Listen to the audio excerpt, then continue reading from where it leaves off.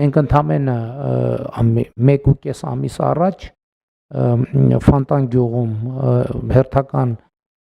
ջերմոցի բացման արարողության ժամանակ քննարկում ենք, թե ինչ քայլեր կարող ենք ձեռնարկել, որպեսզի Նիդերլանդների վարդի շուկային հասանելիություն ունենանք, բայց ինչպես ասում են, շաբաթը ուրբաթից շուտ եկավ, հարգելի գործընկերներ, եւ մենք հիմա հասանելիություն ունենք ոչ միայն Նիդերլանդների վարդի շուկային,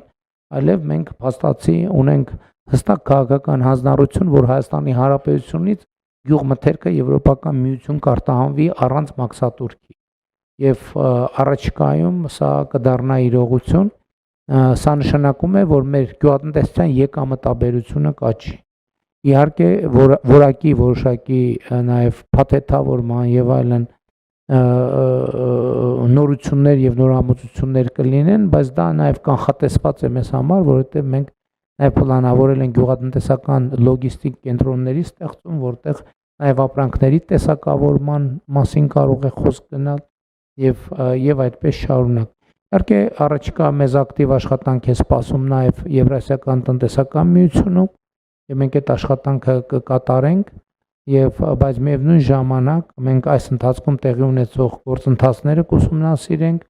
եւ Եվրոպական միության հետ արդեն ունենք պայմանավորվածություն, որ արագ արձագանք կլինի 50 միլիոն եվրոյի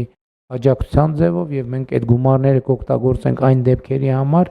երբ կտեսնենք, որ չարթարացված ձևով, այսինքն արտահանման խոչընդոտներ են ստեղծվել, բայց իհարկե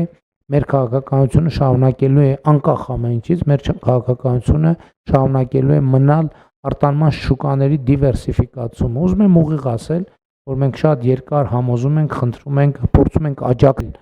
մեր տնտեսվարողներին, որպեսզի իրենք դիվերսիֆիկացնեն արտահանման շուկաները, եւ այս ուղղությամբ որոշակի շարժեր իհարկե կան, որովհետեւ Եվրամիության ուղղությամբ մեր արտահանումը կրկնապատկվել է, Չինաստանի ուղղությամբ մեր արտահանումը կրկնապատկվել է,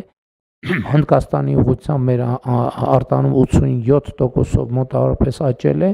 բայց սա էլի ուզում եմ ասել, որ շատ մեծ հնարավորություններ են Հայաստանի համար, այդ թվում գյուղատնտեսության համար, որովհետև սա մեծ հնարավորություն է գնային նոր սեգմենտ մտնելու